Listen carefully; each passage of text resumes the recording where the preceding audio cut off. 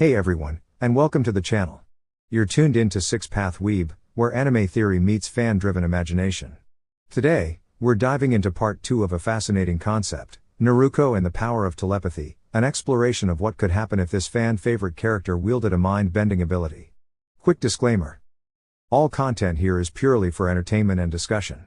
I do not own any of the anime clips featured. Full credit goes to the brilliant creators and copyright holders of the original works. Let's jump right into it. It had been about half an hour since Naruko had made a firm promise to confront Teach. While the mood above deck remained lighthearted with Ace and the others playing games, down below, Naruko was quietly facing the emotional weight of losing someone who had meant a great deal to her.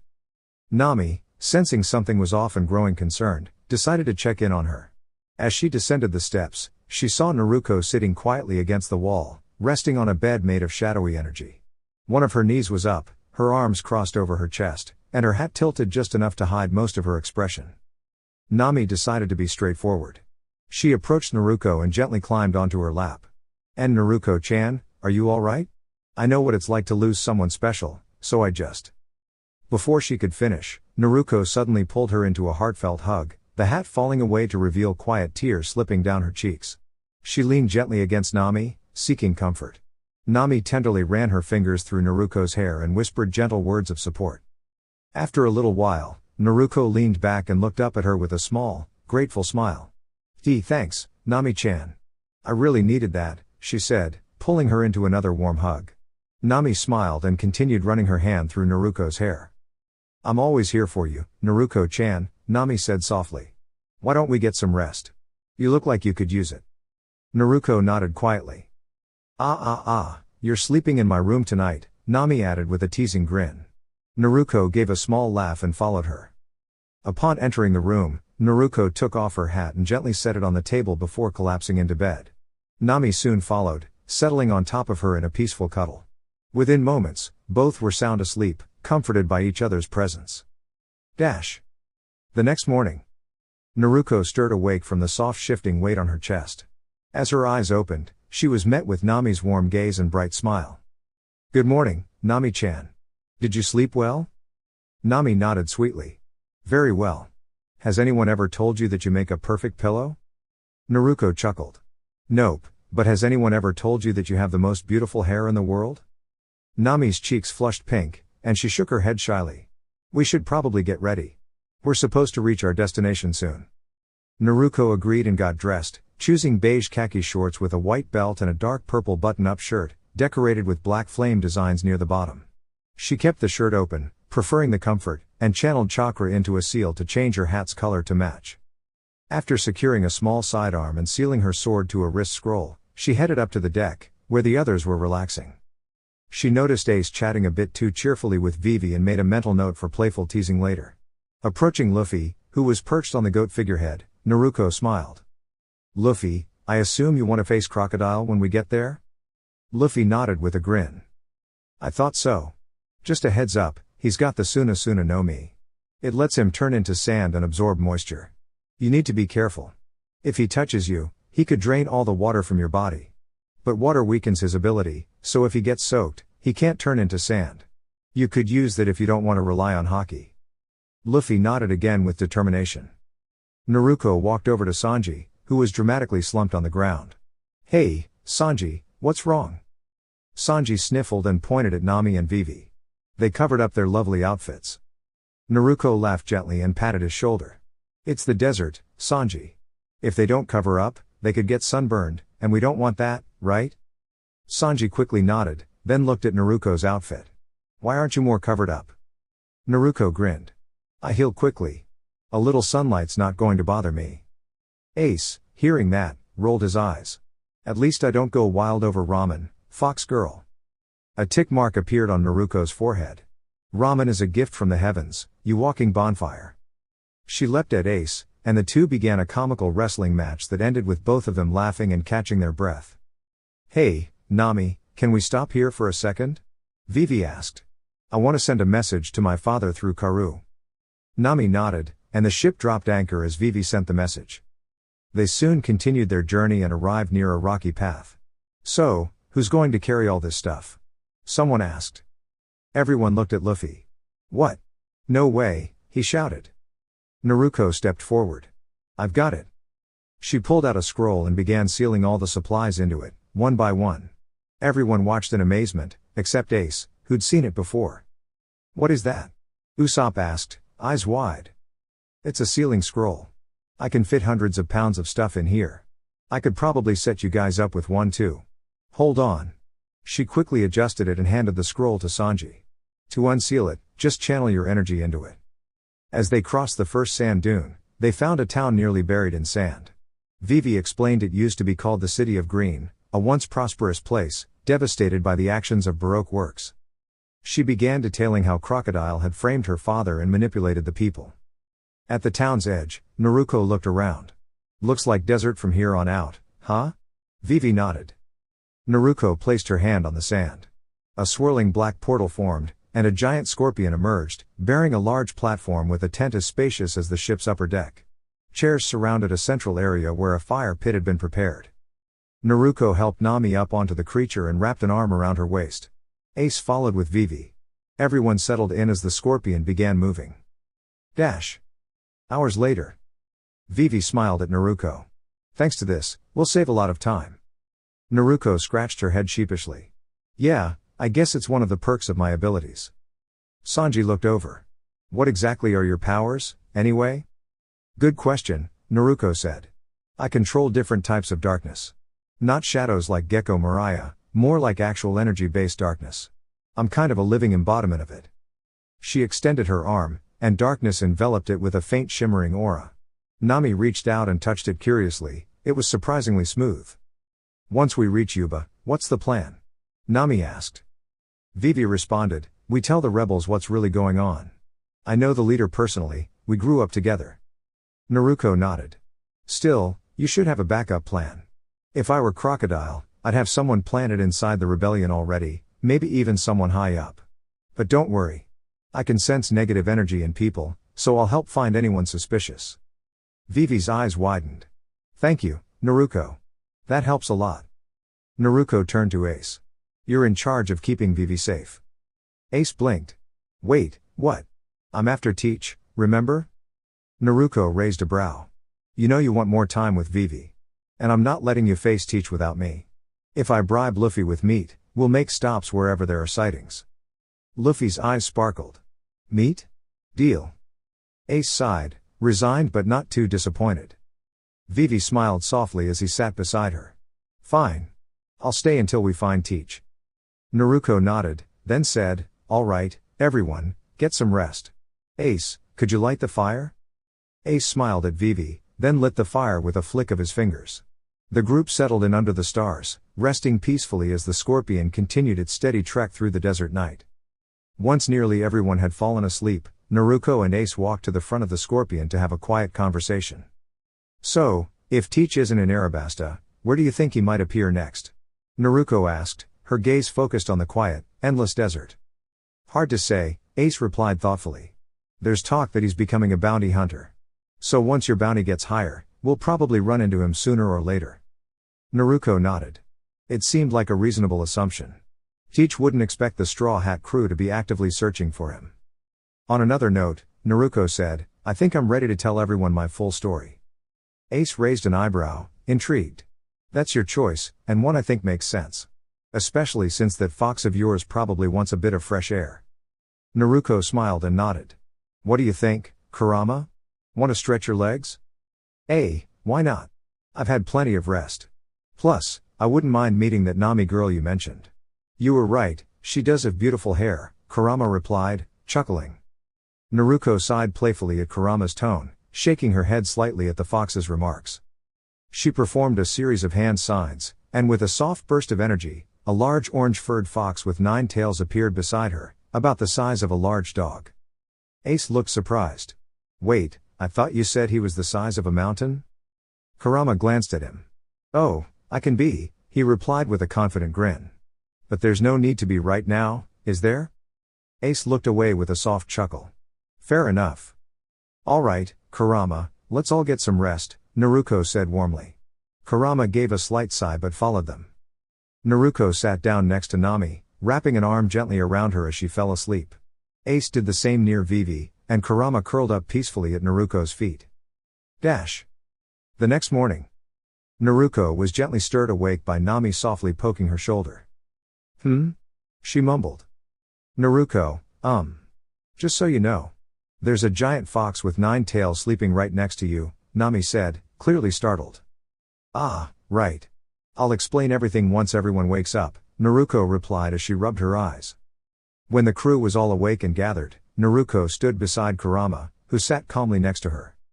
I've been thinking, Naruko began, since we're traveling together and I plan to stay with this crew for the long run, I want to share my full story with you all. The group fell silent as Naruko told her story, from her early days, which were far from easy, to how she ended up joining the Straw Hat crew. The entire tale took nearly 3 hours, and by the end, most of the crew sat in quiet reflection. The hardship Naruko had endured from her village left everyone shocked. Nami and Vivi, in particular, had tears in their eyes during the most emotional parts. Zoro finally spoke, glancing at Kurama. You said he was giant. Why is he the size of a dog right now? Kurama sighed. Because there's no reason to take on my full form unless it's necessary. But since you all seem so curious, allow me to show you. With a powerful leap, Kurama jumped from the scorpion and transformed into his full size, towering above the desert. The group stared in awe at the enormous fox, completely dwarfed in comparison. There. Satisfied? Kurama's voice echoed across the sands. They all nodded silently, overwhelmed by his immense presence. Kurama then shrank back down and returned to Naruko's side. Chopper stepped forward, curious. Wait, you said Kurama could use his energy to help you recover. Could that work on other people? Unfortunately, no, Naruko said gently. Kurama's healing ability works with me because he's been with me since I was an infant.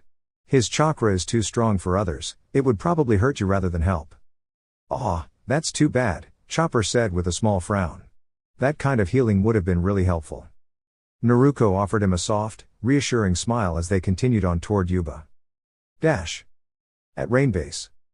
Come on. What's taking the boss so long? I've got things to do, you know, said a short, round woman, Baroque Works agent Ms. Merry Christmas. You should relax and wait. He'll be here. All Baroque Works agents are expected to be punctual, replied Mr. 3 calmly. Oh, how correct you are, Mr. 3, said a voice from above. Nico Robin descended the stairs and walked to the far end of the long table. In fact, the boss is already here. I appreciate you all coming on such short notice, said Crocodile with a calm but commanding voice as he turned to face the room. Things have taken a rather unexpected turn. Sir Crocodile? You're our boss? Asked Mr. 1, wide-eyed in surprise. Yes, Crocodile confirmed. And now it's time to move forward with our final operation, Operation Utopia.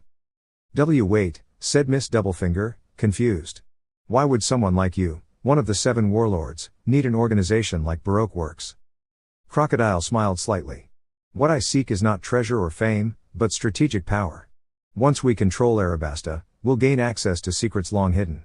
Including the location of the legendary weapon, Pluton. The ship said to possess incredible power, he continued. With it, both the Royal Army and the rebels will be forced to stand down. And when that happens, Baroque Works will hold the future of Arabasta. He nodded to Robin, who began handing out sealed letters. These contain the details of your next missions, Crocodile said. Take this time to prepare yourselves. When the moment comes, we act. With that, the agents began filing out, each carrying their instructions in hand. SHC and Yuba. The giant scorpion gently lowered the crew onto the warm sands of the desert. Well, we made it. But this place looks completely empty, said Sanji, scanning the horizon. No, young one, it's not quite empty. Not yet, came an elderly voice. Everyone turned to see a thin, older man walking out from a deep trench in the sand. Vivi's eyes widened. Toto? What happened here? This is Vivi's old friend's father, Luffy guessed. Please, come inside. I'll explain everything, Toto offered kindly. Vivi nodded, and the rest of the crew followed him. Inside, Toto explained that the rebels were currently in Nanohana, preparing for their final move toward Alabarna. What? So what do we do now? Usopp exclaimed. Well, it's pretty straightforward, said Naruko with a confident smile. While Vivi, Kurama, and Ace head to Nanohana to speak with the rebels, the rest of us will go to Baroque Works HQ to stop them from behind. Keep it simple. And if the rebels won't listen? Asked Usopp. Then Ace and Kurama will help keep the peace, Naruko said, nodding. But how are we supposed to get there in time? Yuba is on the far side of the desert. It'd take at least 5 days even with that scorpion, Vivi exclaimed. Everyone grinned. What's so funny? She asked nervously. Did you think scorpions were the only thing I could create? Naruko replied with a chuckle. Come on, you've got to leave now if you want to make it in time. Outside, Naruko pressed her hand to the ground, and a large black portal opened. From it soared a majestic giant eagle. Take what you need and hold on tight. This beauty will get you to Nanohana in just 2 days. Ace and Kurama climbed onto the eagle. Vivi turned to the crew. I can't thank you enough for everything you've done. And still continue to do. Without you, I wouldn't have made it this far. Her eyes glistened with emotion. Don't worry, Vivi, said Luffy, giving her a big grin and a thumbs up. That's what friends are for.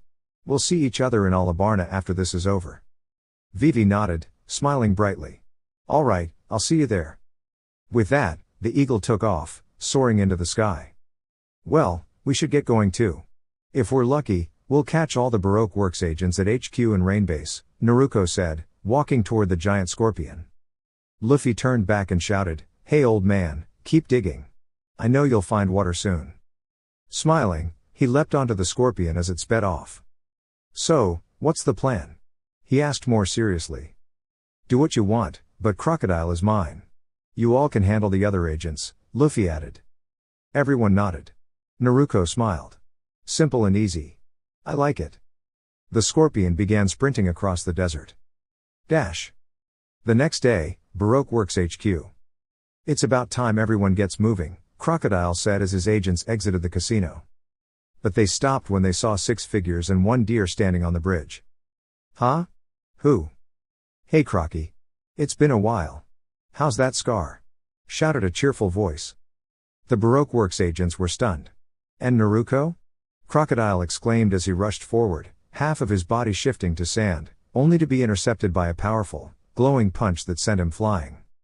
Get back here, Crocodile, Luffy shouted, leaping after him. The rest of the Straw Hat crew stepped forward to face the agents.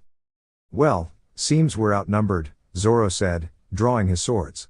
Not that it matters. Let's get this done. Dash. Meanwhile in Nanohana. All right, move out. Koza ordered his forces.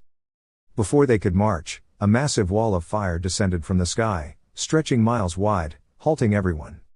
What in the world? Look, up in the sky. It's a bird. One of the soldiers shouted. The giant bird landed, revealing Vivi, Ace, and the majestic form of Kurama. Koza, stop this. My father was framed, Vivi cried. Koza stared, speechless. Vivi? What are you saying? Let's just go. Forget her, shouted one of the Baroque Works infiltrators. Ace simply shrugged.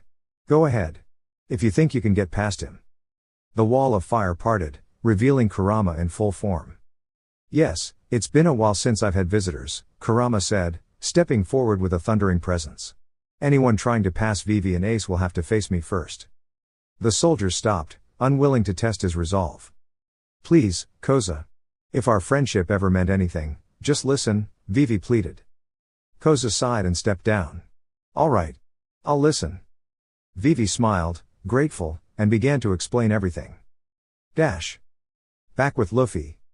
You're really starting to remind me of Naruko, and that just makes things worse, Crocodile shouted, unleashing swirling sand attacks. Luffy evaded and countered, his expression focused. Crocodile lunged again, but Luffy's powerful punches sent him flying through buildings. Smoker arrived, ready to intervene, but Crocodile interrupted, slamming him into a wall with a wave of sand. I don't care why you're here, but you're in my way, Crocodile declared. Gum Gum Bazooka, Luffy shouted, slamming Crocodile into the ground, causing a massive crater. Seeing Crocodile was out of the fight, Luffy dashed away using Gear Second, returning to Baroque Works HQ. There, he found Sanji and the rest standing over the defeated Baroque agents. Took you long enough, Sanji said, slightly bruised but grinning. These guys were no big deal. Where are the rest? Luffy asked. Well, those rivers have banana crocodiles in them. The others didn't make it across, Nami said, a bit queasy. Naruko placed a gentle hand on her shoulder. It's all right. Robin also told us where a hidden device was located and gave us Crocodile's full plan. What did that cost us? Luffy asked. She asked to join our crew. I said I'd have to ask you, Naruko replied with a laugh. Luffy shrugged. Sure. Why not? Everyone else stared in shock as Luffy just laughed. Well, it's time to head to Alabarna. We've got work to finish, Luffy said. Naruko summoned 3 massive owls from the sand. Lifting Nami gently, she hopped onto their owl.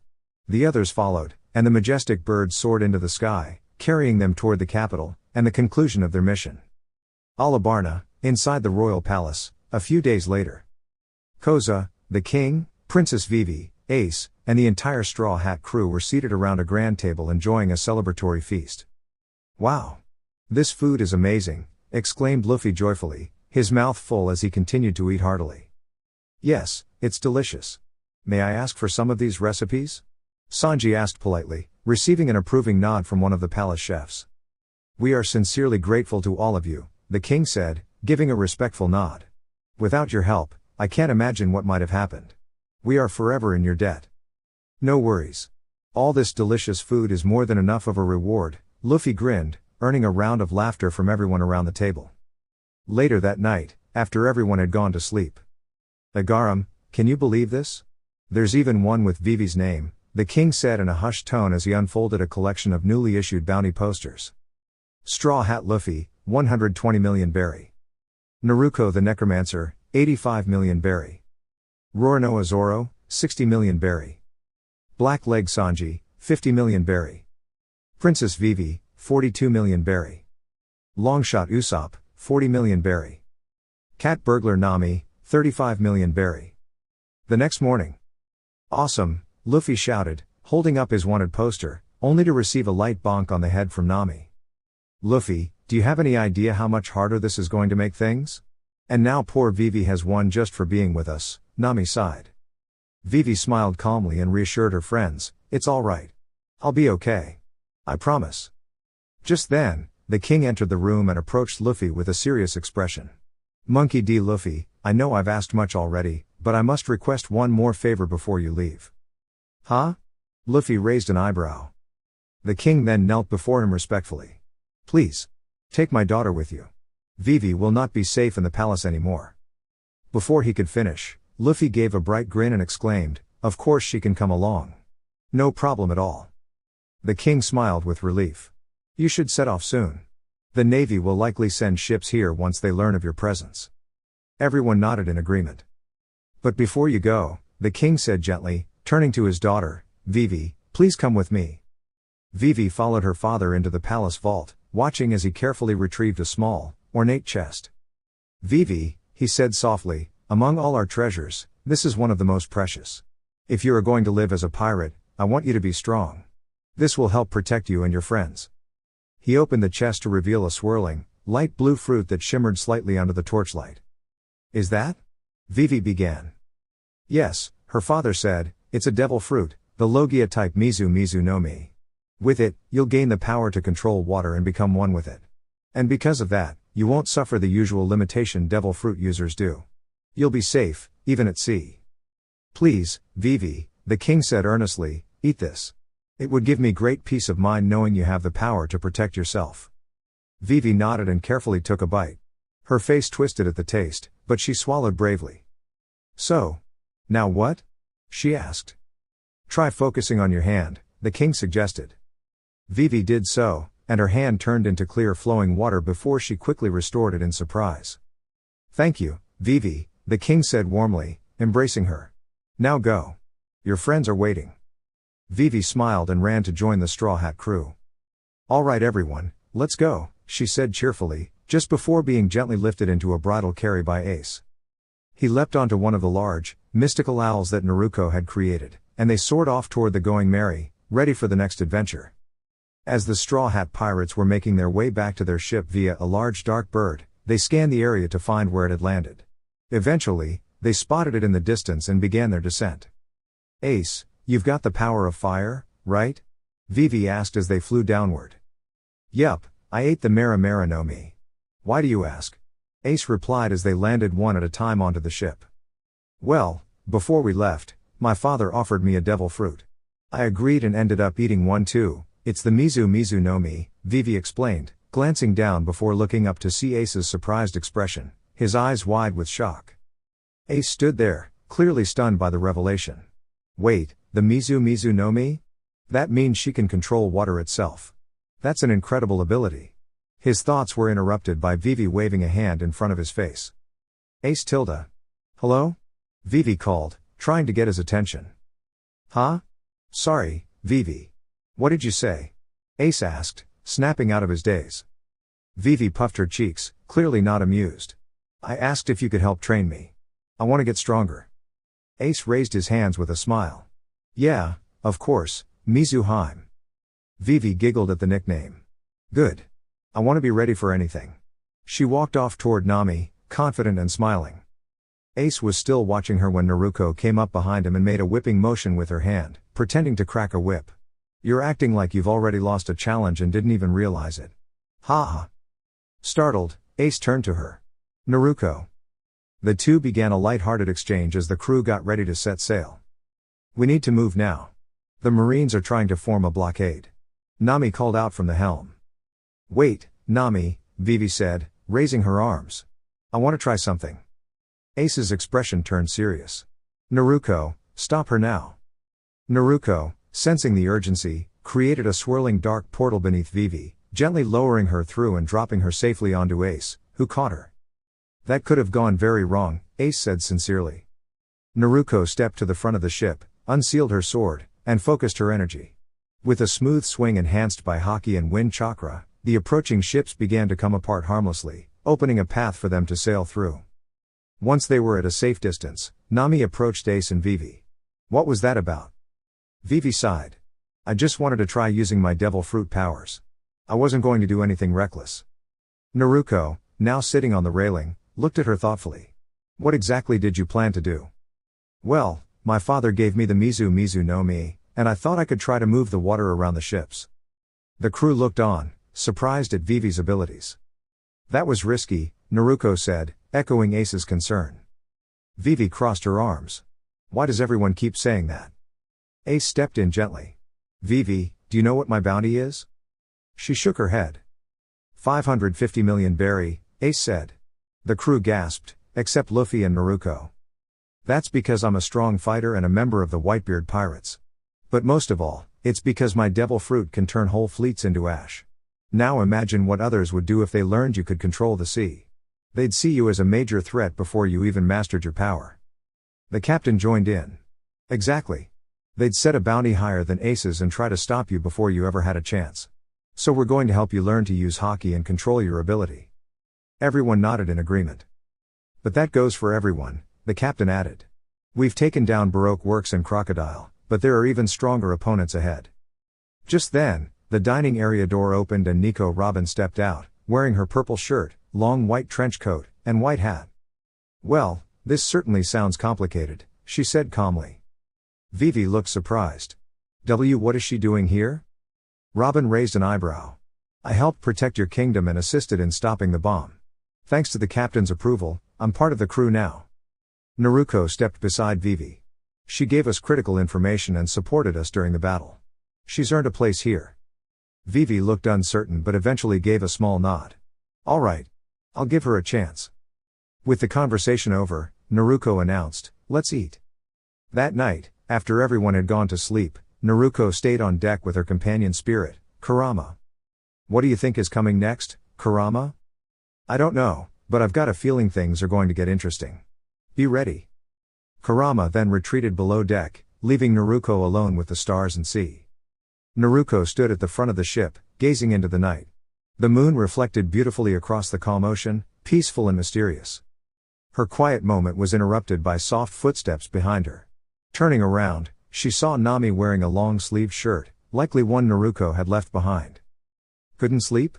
Naruko asked gently. Nami nodded. Yeah. I wanted to thank you for standing by me during the Baroque Works situation. Naruko smiled and nodded quietly. Looking out over the sea, Nami said, it's so beautiful. I've dreamed of exploring and mapping the world since I was a little girl. Now it's finally happening. Naruko gazed out with her. I've seen many worlds. But nothing compares to the sea. It's something special. Nami looked over at her. Is this what you always dreamed of? Naruko laughed softly. I used to dream of becoming a shinobi and protecting my home. But things changed. And now I've found something even more important. Nami tilted her head. There was no ocean in your world? There was, Naruko said as she gently brushed a hand against Nami's cheek. But I wasn't talking about the ocean. Nami's eyes widened as Naruko leaned in and gave her a soft, heartfelt kiss. The two simply stood there for a moment, smiling. Let's get some sleep, Nami said warmly. Naruko smiled and nodded. Before heading below deck, she created a few shadow clones to keep watch through the night. The ship continued sailing peacefully under the stars. Waking up with Nami resting peacefully beside her, Naruko smiled warmly, recalling the previous evening. It had been special, shared from genuine affection rather than fleeting emotions. Gently, she traced small circles on Nami's back, listening to the soft murmurs escaping her lips until she began to stir. Good morning, beautiful.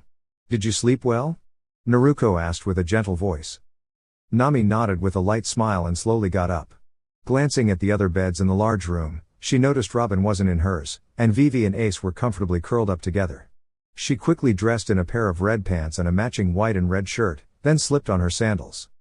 Turning around, she saw Naruko already dressed and ready, wearing a dark purple vest lined with black fur over a black shirt, her signature black hat atop her head. She paired it with black cargo pants and boots, a small tool pouch resting at her side. The two of them made their way to the top deck. Nami went to check their navigation. We should be reaching an island within the hour. We can resupply there, she called out to the crew. Soon after, Vivi and Ace arrived on deck and began Vivi's water manipulation training, with Kurama occasionally offering advice. As an ancient spirit, he enjoyed helping the younger crew members grow stronger. Naruko noticed Robin sitting quietly at a table, reading. Curious and wanting to connect, she sat down across from her. So, Robin, what are you reading? Naruko asked. It's about plant life across the Grand Line, Robin replied without looking up. There's a surprising variety. Naruko nodded. It's good to stay informed. I was wondering, though. What led to your bounty being so high? You don't seem like the type to bring destruction. I'm just curious, not judging, she added kindly, keeping her voice low. Robin paused, surprised by the respectful tone. I've had my bounty since childhood. I was wrongly blamed for what happened to my home, Ohara, she said quietly. Naruko's eyes widened. She's strong, but no one child could have done that, she thought. The crew, now interested, listened as Robin continued. I was an archaeologist at a young age, studying ancient texts known as poneglyphs. The world government didn't approve of this, so they issued a buster call on Ohara. She paused. A buster call is when the Navy sends multiple warships to eliminate a target completely. I was saved by a kind Marine who thought I didn't deserve to be harmed. Since then, I've been labeled a danger, with a bounty of 79 million berry. The crew, now understanding more of Robin's past, returned to their tasks. Naruko remained, offering a comforting expression. I can understand how that feels, she said. Since you shared your story, I want to share mine. The others know it already. After Naruko shared her past, Robin gave a small smile. Seems like we're more alike than we thought. I was orphaned too, and my powers made me an outcast even among children. Their connection deepened. Nami joined them, curious, and the three spent time exchanging stories and enjoying each other's company. The peaceful moment was interrupted by Usopp's shout from the crow's nest. Land ahead. Try to find fresh water and food, preferably fruits. Luffy called as the crew prepared to disembark. They explored the island, collecting resources and mapping it. Naruko admired Nami as she worked. Just then, Naruko sensed something unfamiliar. She stood up quickly, eyes sharp. Nami, she said with uncharacteristic seriousness, tossing her hat to her. Take everyone back to the ship. Quickly, except Ace and Luffy. Go. Before Nami could respond, a calm voice echoed from the woods. Impressive. I was trying to keep a low profile. A tall man in a blue and white suit stepped into view, Admiral Aokiji. Naruko forced a strained smile. Admiral Aokiji. What an unexpected visit. Nami, realizing the situation, grabbed her things and ran to alert the others. Aokiji addressed Naruko directly. I'm only here for you. And a warning, stay away from Nico Robin. She brings danger to everyone she's around.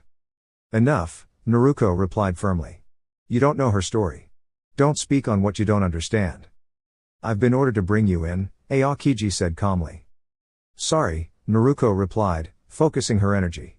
I have a life and a purpose. I'm not going with you. The confrontation escalated. Aokiji summoned an ice sword, while Naruko, channeling her chakra, readied her blade. Their battle was fast and intense, a skillful exchange of blows. As Aokiji tried to land a surprise strike, a burst of fire intercepted him. Fire fist, Ace yelled, appearing just in time. Luffy joined, fists hardened. Looks like you need backup, he said with a grin. The three fought together, their teamwork pushing Aokiji back. A powerful final clash left the area covered in steam and smoke. As it cleared, Aokiji stood at a distance, his uniform scorched, his expression unreadable. You win this round, he admitted. But I have orders. A wall of ice shot up, blocking their path. Luffy, Ace, and Naruko combined their powers to shatter it, but Aokiji had already vanished. Clever escape. Naruko muttered. Luffy looked serious, more than usual. Naruko turned to Ace. He's taking this hard. Ace nodded. An admiral targeting you changes everything. The Navy will raise our bounties, especially yours and Luffy's. We need to prepare for what's coming. Once back on the ship, Nami approached Naruko. What happened back there? Naruko gently placed a hand on her shoulder. We forced an admiral to retreat. That's no small thing. But it means the Navy sees us as a real threat. We need to stay hidden while we train and grow stronger. Next island is Jaya. We'll be there in about 5 hours, Nami reported. Luffy nodded. Vivi, can you speed us up with your powers? As Vivi helped move the ship faster, everyone resumed training. Naruko trained Nami, Robin, and Zoro, while Kurama offered tips. Robin took well to the Shigan technique, Nami improved with her Klima tact and Haki, and Zoro pushed himself harder than ever. Hours later, Ace spotted a ship falling from the sky. Vivi used her power to keep it from sinking. The crew investigated and discovered a mysterious map, possibly to Sky Island. Just then, a large ship approached, crewed by a monkey-like man named Masira. After a brief conversation, Luffy offered the treasure in exchange for help reaching Sky Island. Masira agreed and led them to Jaya, where they met Cricket Mont Blanc and learned about the knock-up stream, the only way to reach the legendary island. Cricket agreed to help repair and upgrade the Going Merry for the journey ahead. The next day, just a few hours before they were ready to set sail, Luffy glanced at his crew. Hey Sanji, Zoro, Chopper, head over to Mock Town and grab some supplies. We've no idea what we'll face when we reach Sky Island. Oh, and take Kurama with you. He can help carry a lot. Kurama's ears twitched in annoyance. Excuse me? I'm not some delivery animal, rubber boy. Just as he was about to continue complaining, Nami, Vivi, and Robin walked up and gently knelt beside him, petting him affectionately. Please, for us? Could you make sure they get some extra clothes too? Robin asked with a sweet, persuasive smile. Pretty please, Kurama-kun tilde, Nami chimed in playfully, while Vivi rubbed his back and sighed soothingly. Kurama, unable to resist the soft attention, sighed and nodded, a slight blush visible through his fur, then followed the others into town. That was clever, even I wouldn't have thought of something like that, Naruko laughed as she wrapped an arm gently around Nami's waist and shared a sweet, loving kiss with her. About an hour and a half later, in Mock Town. The group stood gathered, supplies stacked up around them. Kurama had several bags secured on his back, with Chopper carrying a few as well. Zoro and Sanji held their own bags, though Sanji looked mildly annoyed at the thought of Kurama getting more attention from the girls than he had. Zoro scanned the area. All right, let's get moving. We need to get back to the ship. As they turned to leave, Kurama suddenly froze. His eyes widened as he heard a familiar and unsettling voice. Ha ha ha ha. Barkeep, I'll take 50 of those cherry pies. Kurama stiffened and glanced toward the bar. Inside, he spotted none other than Marshal D. Teach. Zoro accidentally bumped into him, about to say something, but caught the intense look in Kurama's eyes. He followed Kurama's gaze toward a large man in the bar, laughing loudly over his food. Oi, Kurama. What's going on? Who is that? Zoro asked. Kurama didn't respond, instead, he turned and dashed back toward the ship, prompting the others to chase after him. Once they were far enough out of town, Kurama slowed and grew to a larger size so everyone could ride on his back. Hurry, we need to get to the ship, now, he said firmly. As everyone climbed on, Sanji made his way toward Kurama's head. Oi, Kurama. Who was that guy? That man is the one Ace and Naruko have been tracking. That was Marshal D. Teach, the one who betrayed someone from his own crew just to steal a devil fruit. Dash. Back on the Going Merry, Naruko and Nami were sitting comfortably in a chair together, cuddling. Ace stood behind Vivi with his arms wrapped gently around her waist. Their peaceful moment was interrupted when a large form burst through the forest, Kurama, now back to his full size. Naruko quickly stood up with Nami and jumped down from the ship. Whoa, Kurama, what's going on? She asked seriously, immediately noticing the urgency in his eyes. Kurama looked at her. Naruko. He's here. Those 3 words made Naruko and Ace go still. Ace leapt down to join her. What do you mean, he's here? I'm telling you, Marshal D. Teach is in Mock Town right now, Kurama said, his voice grave. Naruko and Ace's eyes widened, and they were about to take off when Vivi called out. Wait. You can't go now, we're about to head to Sky Island. Who knows when the next knock upstream will happen? Nami joined in, looking equally concerned. This means a lot to you, I get it, but Vivi's right. We might not get another chance for a whole week. Cricket, who had been nearby, spoke up. Actually, the next knock upstream will be in 6 days. But I don't think the ship modifications we made will hold that long. They were meant for a quick trip, just once. That's fine, Naruko said determinedly. In 6 days, Ace and I will take another route up. But right now, we can't wait.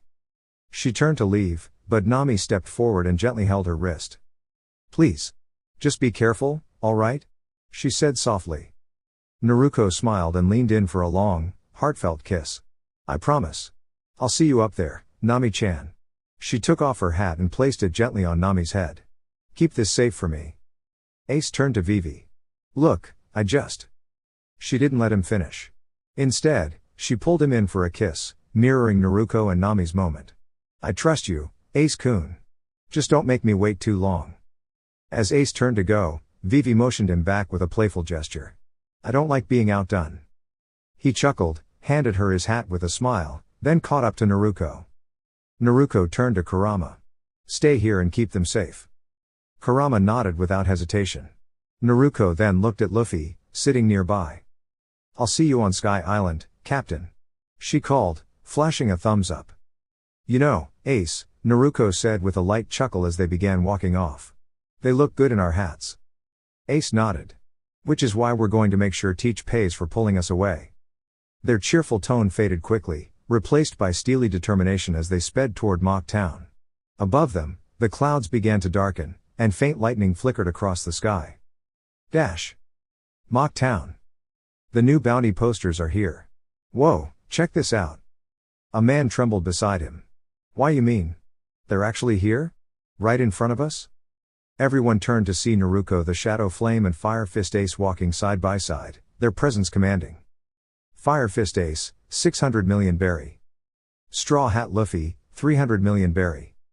Naruko the Shadow Flame, 295 million berry. Just those two alone have nearly 900 million berry between them, one of the men whispered, stunned by the intense aura they carried. Naruko glanced around and spotted 4 figures approaching, Teach, and 3 unfamiliar men. One looked like a pale rider on a strange horse, another was tall and lean with a long rifle, and the last was massive and wore a heavy mask. Teach grinned as if nothing was out of the ordinary. Oh, Naruko-chan. Been a while, hasn't it? Ha ha ha ha. Naruko returned a strained smile. Yeah. I see you've picked up some new company. What a shame, I was hoping for a more personal chat. Ace stepped forward, eyes burning with resolve. Enough small talk, Teach. Just then, in the far distance behind Teach, a bright pillar of water shot into the sky. The knock upstream had started to rise. Teach laughed again, unfazed. Ha ha ha ha. Fine by me. I was going to catch you two eventually. Let's see what you've got. Ha ha ha. Fine, I was planning to catch you for your bounties anyway. Let's get started, Teach shouted, both of his hands glowing with swirling darkness. Black spiral. He called, and a spiraling force of shadows pulled Naruko toward him, surprising the determined blonde. Naruko intended to use the pull to her advantage and strike back, but just then, Jesus, the masked wrestler, sped forward and knocked her off balance with a powerful clothesline, sending her tumbling to the ground. He leapt into the air, preparing to slam down with force, but was met midair by a stretching punch of darkness. The blow hit his stomach, making him stumble. As he bent over in pain, Naruko used the momentum to flip up and kick him square in the face, launching him into a nearby bar. She quickly rebounded onto her feet, dodging a swift scythe strike aimed at her by a figure on a pale, eerie-looking horse. "What in the world?" she muttered, spotting the pale rider, Doc Q, approaching ominously. Meanwhile, Ace jumped into the fray, shaping his hands like pistols. "Hygen," he shouted, releasing bursts of flame toward Teach and another fighter with a long rifle. Teach was hit and staggered, while the rifleman ducked behind a building for cover. Ace, unfazed, summoned a large wave of fire and blasted it at the building, sending debris flying. As Ace charged Teach again, his fists blazing, the Dark Captain stood and caught the punch. What?" Ace stammered, surprised as his flame flickered out. Teach laughed menacingly. "Ha ha ha. What's wrong, Taiku? Did your flame burn out?" Teach countered with a heavy blow to Ace's stomach, sending him hurtling backward into Naruko just as she lunged toward Doc Q. The two of them crashed into the same building where Jesus had landed moments before. Flames and gusts of dark wind erupted, causing a partial collapse that threw Jesus high into the air before he landed near Teach, now clearly exhausted. "Well, Naruko, that's 2 down, 2 to go," Ace said with a smirk, brushing dirt off himself despite the bruises. Naruko dusted herself off too, her outfit slightly tattered. "All right, you take care of Teach. I've got this spooky guy," she said confidently, dashing toward Doc Q wielding a blade of shadowy wind in both hands. She slid beneath the horse's swing, cutting clean across its legs in one smooth move. As the creature collapsed, Doc Q tumbled down, glaring at her. "You'll regret this," he shouted and aimed his scythe. The top detached, revealing a hidden launcher that fired a green smoke canister toward Naruko. She leapt onto a nearby rooftop, coughing as the gas reached her. "Ugh. This isn't good," she muttered, covering her mouth. She glanced at her hand and frowned. "Without Kurama, this'll take longer than usual to recover from." Doc Q chuckled from below. "Still standing? That mist is no joke." "Naruko. Are you?" Ace began, only to be suddenly pulled by Teach's gravity. "Pay attention, Taiku." Teach grinned. Ace retaliated with 2 fiery lances, hitting Teach in the chest. Teach countered with a punch that sent Ace flying into the town's clock tower, bringing it crashing down. "Ace," Naruko cried, but her voice turned into more coughing.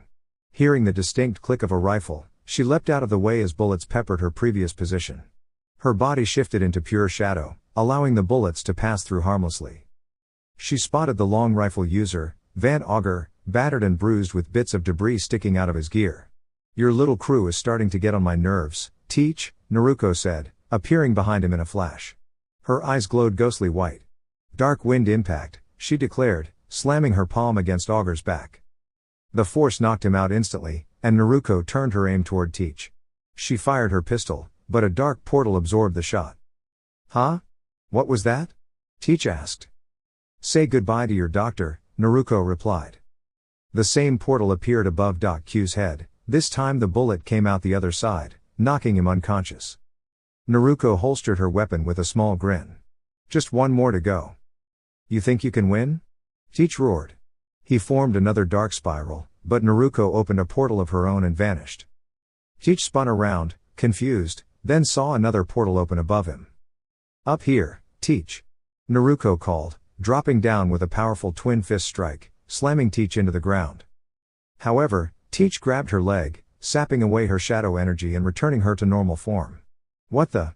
Naruko gasped, but was interrupted by a powerful punch from Jesus, who'd managed to recover slightly. "You're not getting rid of me that easily," he groaned. Naruko was sent tumbling across the plaza, but before Teach could react, Ace burst through the debris with a fiery blast that knocked Teach off his feet. "I've had enough of this," Ace shouted. Jesus tried to stand again, but 4 quick shots hit him, neutralizing his momentum completely. Naruko limped over beside Ace, sporting a few bruises and a crooked nose. Ace looked over. "You look terrible." "Shut it, flame brain. I bet you napped under the rubble," Naruko snapped back. Ace chuckled slightly. "We'll settle this later. Let's wrap this up first." Together, they approached Teach, who was staggering to his feet. "You fools. You can't beat the darkness." "Black hole," Teach shouted as the ground around him was swallowed by swirling shadows. He cackled, this is your end. Ha ha ha ha ha. Naruko smirked calmly. You really think that'll work on me? Teach, you misunderstand something. Her arms began to glow with her own darkness. I am darkness. Black out. With a slam of her hands to the ground, her darkness overwhelmed his, covering nearly the entire town. Shadowy hands sprouted and pinned Teach in place. Naruko's expression darkened with eerie calm. When I said I'd shut you down, I meant it, she whispered as the shadows closed in, leaving Teach frozen in place, speechless. Naruko opened two small portals in front of her and extended her arms through them. Two larger portals appeared on either side of Teach, and from them, enormous mystical arms, shaped from swirling shadows, emerged and grasped each of Teach's arms. With a focused effort, Naruko withdrew her own hands from the portals, and the shadowy force gently removed Teach's weapons and restrained him, neutralizing his ability to fight. Ace, it's your turn, Naruko said in a composed voice. Ace nodded and calmly approached Teach, placing a foot gently on his chest to keep him still.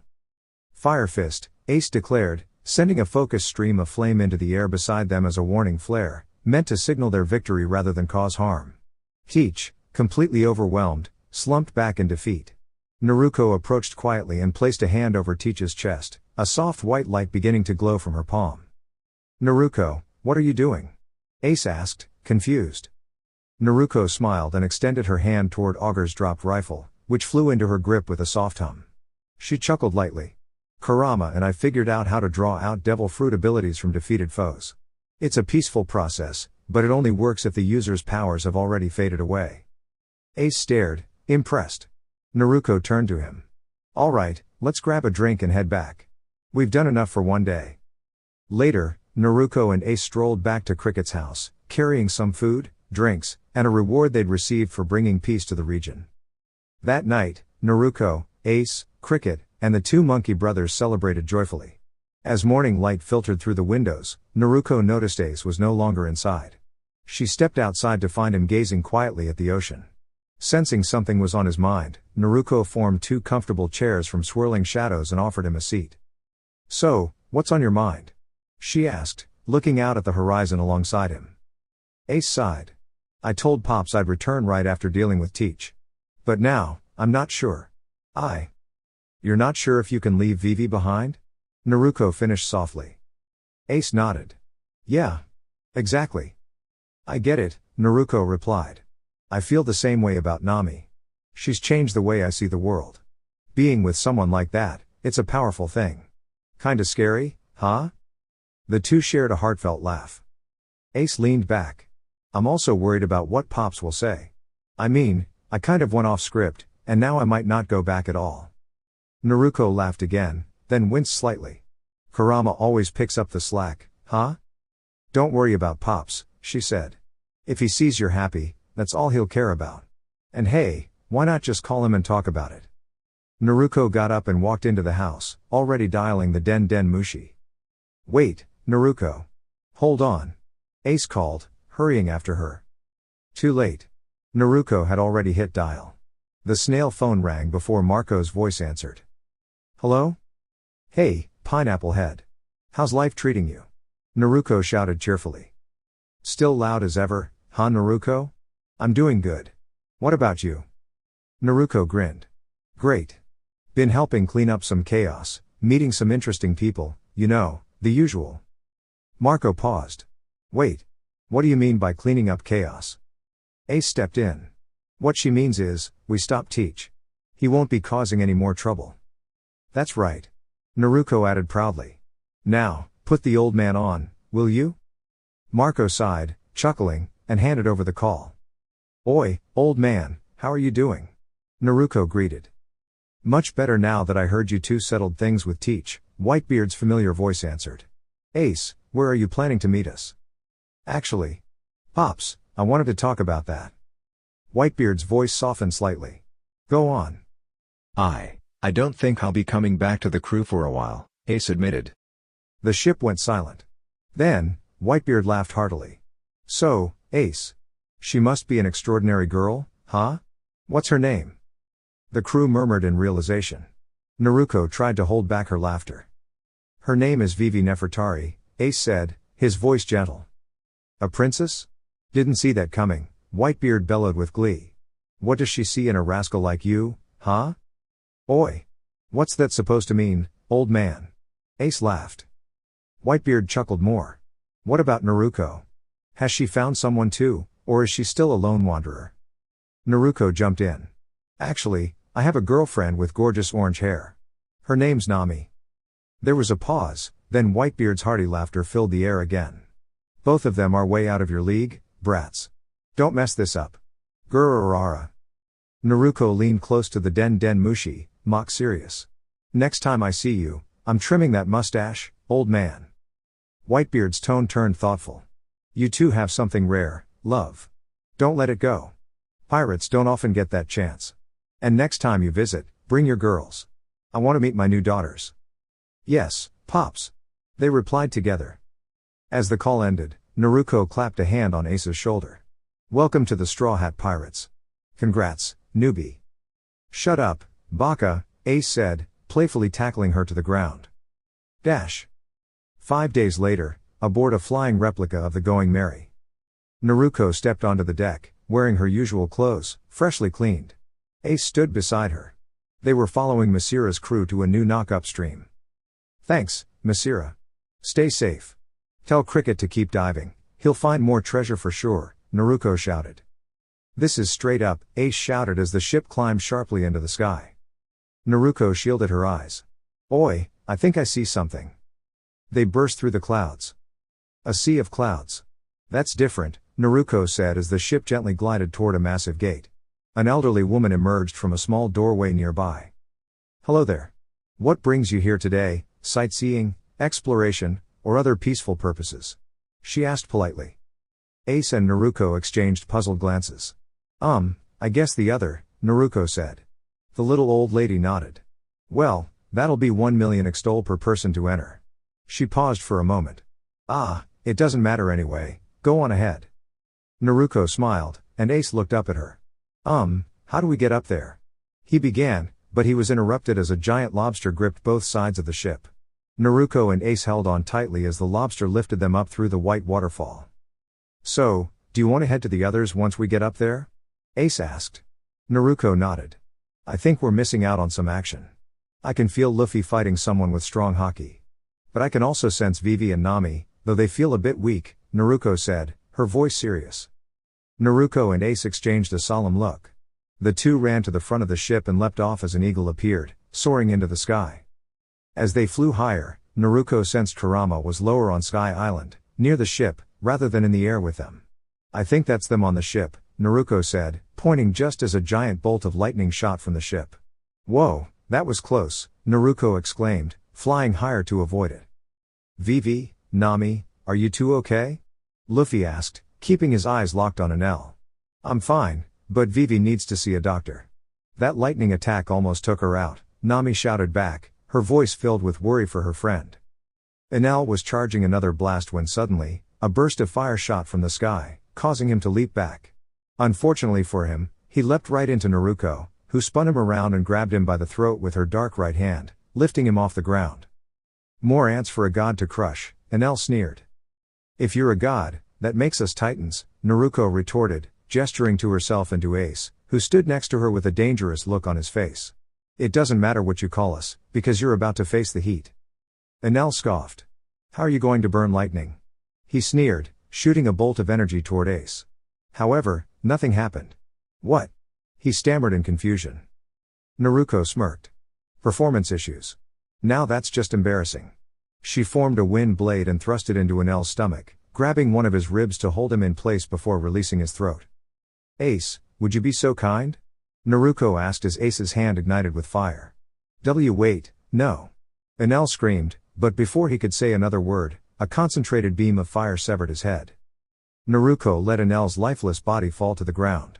Ace, get Vivi to Chopper, Luffy shouted. Ace quickly scooped Vivi into his arms and jumped over the ship's edge, propelling himself toward Chopper, who was waiting at the edge of the island. Meanwhile, on the ship, Luffy grinned widely. Excuse me, this bell needs to be rung, he said, then turned his arm into a giant, hardening it with haki. Gum Gum Elephant Rifle, he shouted, punching the bell and signaling the end of the war on Skypiea. Naruko approached Nami with a curious look. Hey, Nami, I have a question for you, she said, dragging Enel's headless body behind her, much to Nami's discomfort. Why yes, Naruko? Nami asked. Naruko smiled. How would you like to have Enel's lightning powers? Though I didn't get a good look at them, I assume it's a devil fruit ability. Nami nodded. Yeah, it was the Goro Goro no Mi. He could turn into lightning and control it. Naruko smiled at being right and opened her hands to Nami. So? Do you want the power of the Goro Goro no Mi? She asked again. Yeah, that would be amazing. But how would I get it? Nami asked hesitantly. Naruko grinned and gently took Nami's wrist, placing it on Enel's arm, much to Nami's surprise. Alright, focus all your haki into your hand, Naruko instructed. After getting a nod from Nami, she continued, once you do, push as much energy into it as you can. You should feel another presence, almost like another form of haki, but different. Can you feel it? Nami nodded, focusing intently. Good, now use your haki to grab it, and pull it out. Naruko encouraged. As Nami pulled with all her might, a brilliant light appeared in her hand. The light slowly faded, and Nami looked at her hands in awe. I feel different. Somehow. Naruko laughed. Focus on your hands and imagine them turning into lightning, she advised. Nami nodded and did just that. Soon, her entire hand transformed into a crackling bolt of lightning. Nami smiled brightly and walked over to Enel's golden staff, her eyes filled with excitement as she held it close, whispering about her newfound power. Naruko and Luffy exchanged amused glances before bursting into laughter. They were quickly silenced, however, when Nami smacked them both with the staff. Alright, boys, let's head back down there, Nami declared. Wait. Naruko called, halting their movements. Don't you want to try and melt some of this gold down and take it with us? Nami's eyes sparkled with excitement. She used her newfound abilities to lower the ship gently to the forest below. After ensuring everyone received medical attention, Nami and Naruko spent hours carefully sealing away the gold, with Nami working tirelessly for almost 5 hours. Woohoo! Party time! Everyone, let's dance! Luffy cheered as Ace created a massive fire for everyone to gather around. After hours of celebration, most of the crew had fallen asleep, except for Luffy, Naruko, Ace, and Zoro, who sat around a smaller fire. Vivi and Nami were both peacefully resting in Ace and Naruko's arms. The four friends discussed Ace's and Naruko's previous encounter with Teach, pondering their next move. So Naruko, you can now deactivate any devil fruit power just by touching someone? Luffy asked. Naruko nodded confidently. That's how I stopped that Enel guy from using his devil fruit powers. Luffy grinned, looking impressed. So, Ace, you decided to stay with us, huh? Want to share why? Luffy teased with a mischievous grin. Shut up, Luffy. Just because you're my captain now doesn't mean I won't give you a hard time, Naruko replied with a playful glare, causing Luffy to laugh again. So, Luffy, what are we going to do now? Zoro asked, looking around at the people, who seemed to regard them as heroes. The people here see us as saviors, and I don't think the Navy would risk sending a crew strong enough to challenge us by sending them into the knock-up stream. Luffy kept his hand on his chin, thinking. We'll stay here for the next 3 or 4 months if the people are okay with it. During that time, I want to get a shipwright from here to try and fix the Mary as best they can. Also, I want everyone's training to be taken to the next level. This is our chance to really improve in terms of our current power. I know we're up in the clouds, but there's bound to be some water around here for Vivi to practice with. If not, train her extra hard with haki. Nami should keep working on her haki training while also getting a better handle on her lightning abilities. I know she's already used some lightning moves, so she's ahead in that area. Naruko, Luffy continued, turning his attention to her, I'm not sure how much you know about your new powers, but you should focus on improving too. Me and Kurama were talking, and I want you to consult with him about those seals you've got. That goes for you too, Ace. By the time we leave this island, I want the 3 of us to be on a level comparable to that of an admiral, if not even closer to it. Zoro, you and Sanji should aim to be as strong as a vice admiral, a very strong one at that. Got it? Zoro smirked and nodded confidently. Alright, everyone, get some good rest. Tomorrow we hit the ground running, understood? Luffy said with a bright smile, to which everyone responded with a unified, yes, Captain. Dear YouTube family. This is the end of this part, but just the beginning of what's to come. Stay tuned for more exciting adventures, and thank you for being part of this journey. Love you all. 6 Path Weeb.